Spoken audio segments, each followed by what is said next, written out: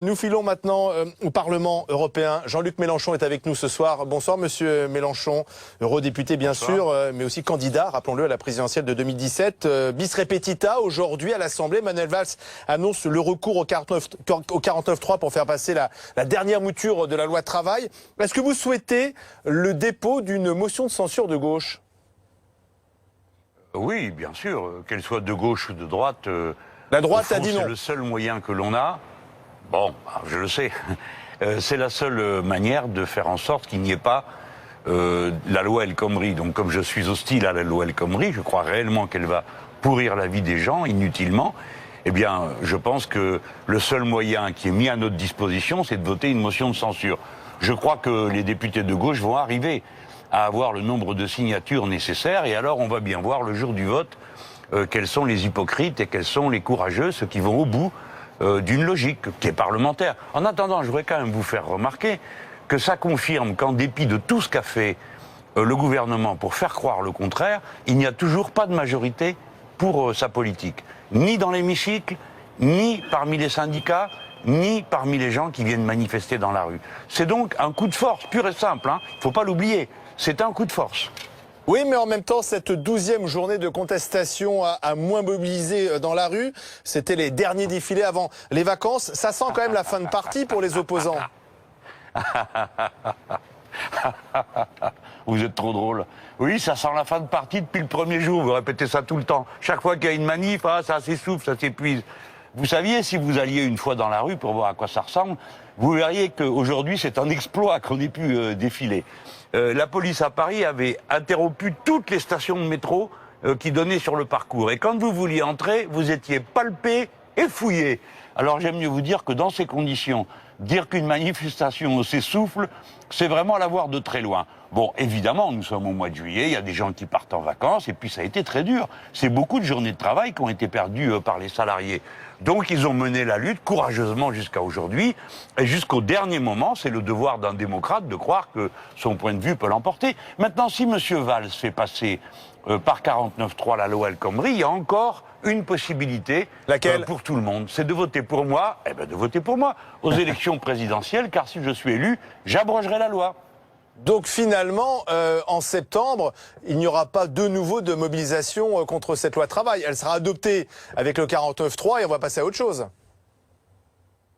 Je ne sais pas, ce sont les syndicats qui conduisent l'action, qui nous diront à ce moment-là comment ils voient les choses, parce que c'est eux qui sont les mieux placés pour connaître la température sociale. Mais je sais que dans notre pays, souvent, de manière assez normale, les gens pensent, quand il y a une très grande élection qui arrive, que c'est dans l'élection qu'on va régler les problèmes qui ont été maltraités ou traités par la violence et la force. Il y aura donc une conséquence dans l'élection présidentielle de 2017 de ces 5 mois de mobilisation extrêmement courageuse du peuple français. Vous êtes sûr de ça? Parce que finalement, 4 mois ou 5 mois de contestation, des manifestations toutes les semaines, des déclarations, parfois même de la violence avec des casseurs qui n'étaient pas là heureusement aujourd'hui. J'ai envie de dire beaucoup de bruit pour rien, parce que finalement cette loi travail, elle sera adoptée. Monsieur, tout dépend comment on considère la vie. Ce n'est pas beaucoup de bruit pour rien. Les Françaises, les Français, les salariés qui ont participé à cette action, les députés qui se sont engagés contre la loi El Khomri ont fait leur devoir de bons citoyens et de gens qui défendent les intérêts des salariés. Après, ils pouvaient espérer qu'un gouvernement qui se dit de gauche, qui naturellement ne l'est pas, entendent la voix des travailleurs, fassent un compromis, ouvrent une discussion. Au lieu de ça, ils ont eu droit à une séquence ininterrompue. La CFDT n'est pas un syndicat de salariés respectable? Bien sûr que si. Non, bien sûr que si. Ne cherchez pas à me faire dire des choses qui fassent du mal ou qui divisent. Je ne veux pas diviser, mais la CFDT approuve ce texte. Eh bien, elle a le droit de l'approuver et d'autres ont le droit de la désapprouver. Ils sont les plus nombreux. Car si vous prenez CGT, CFDT, FO, Sud Solidaire, la FSU, tous les syndicats de jeunesse, tout le monde est contre. inclut les syndicats de cadres et une partie du patronat français qui sait très bien que tout ça va se finir par une espèce de dumping social généralisé entre entreprises à qui payent le plus mal ses salariés. Par conséquent, c'est une mauvaise loi, monsieur, comprenez-le. Les gens se sont défendus, vous dites ça sert à rien. Bah alors à ce moment-là, ça sert à rien de vivre, vous savez, ça finit mal, on meurt tous. Donc il faut en effet vivre. Vivre, c'est se battre. C'était pas l'objectif que vous vouliez atteindre. Je me souviens de vos déclarations et de ceux qui étaient dans la rue il y a 4 mois. Vous étiez persuadé que vous alliez faire plier le gouvernement. Finalement, le gouvernement, il a tort ou raison, je ne sais pas, mais il a tenu bon. Mais ça s'appelle pas tenir bon, s'obstiner comme des brutes contre la majorité de notre peuple. Pourrir la vie des gens, diminuer leurs heures supplémentaires, rendre plus fragile leur vie quotidienne, leurs emplois de travail. Vous appelez ça tenir bon ? Non, j'appelle ça s'entêter avec des instruments tyranniques, le 49.3, une multiplication d'actions policières dans une doctrine d'emploi qui poussait à la violence. Voilà ce qu'a fait ce gouvernement. Il n'a pas tenu bon, il s'est comporté avec une très grande lâcheté.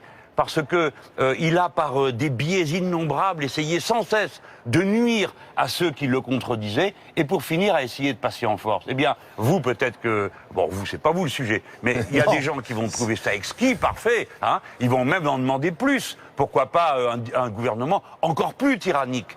Mais puis il y a plein d'autres gens qui se disent... C'est pas comme ça qu'on gouverne un pays. On peut pas gouverner un pays contre toute sa jeunesse et la majorité de ses salariés. C'est pas une bonne idée. Donc ces gens-là, ils ont avec moi un bon bulletin de vote pour régler les comptes. Vous avez rendu hommage ce week-end à Michel Rocard, l'ancien Premier ministre de gauche, mais dans sa dernière interview donnée au Point, Michel Rocard trouvait que la gauche française restait prisonnière d'un marxiste rustique rétrograde. Je le cite. Est-ce que vous vous sentez visé? Non. Non, j'appartiens à l'école du matérialisme philosophique, je ne me reconnais pas, mais Michel Rocard était un personnage extrêmement intéressant, toujours très fécond intellectuellement. Moi, j'ai rarement été d'accord avec lui. Il a beaucoup utilisé 49.3 lui aussi. Plus tranquillement. Oui, et puis pas que ça, hein. Il en a fait d'autres. Il était contre l'union de la gauche, il était un anticommuniste absolument primaire, tertiaire et tout ce que vous voulez, mais c'était un esprit engagé dans la gauche, et il avait une vision du socialisme, et c'était ça qui l'intéressait. C'était le socialisme, la vision qu'il en avait lui. Donc, Valls est son fils spirituel. Je crois que... Qui donc? Valls est son fils spirituel. Valls? Non, Rocard... n'aurait pas affronté comme ça une majorité syndicale à coups de trick, n'aurait pas fait matraquer des manifestants, n'aurait pas permis tout ça. Non, comme Premier ministre, non, ça ne s'est pas produit. Je vous signale que quand il était Premier ministre, il y a eu des mouvements sociaux. J'en sais quelque chose puisque j'appuyais les mouvements sociaux contre lui. Et il n'a jamais eu un comportement d'une telle violence, d'une telle brutalité.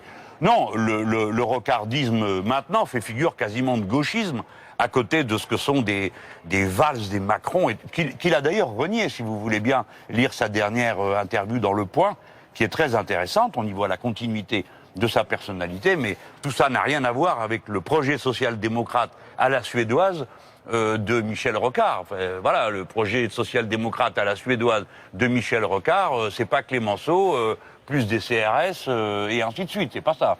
Merci Jean-Luc Mélenchon d'avoir été en direct ce soir dans BFM Story.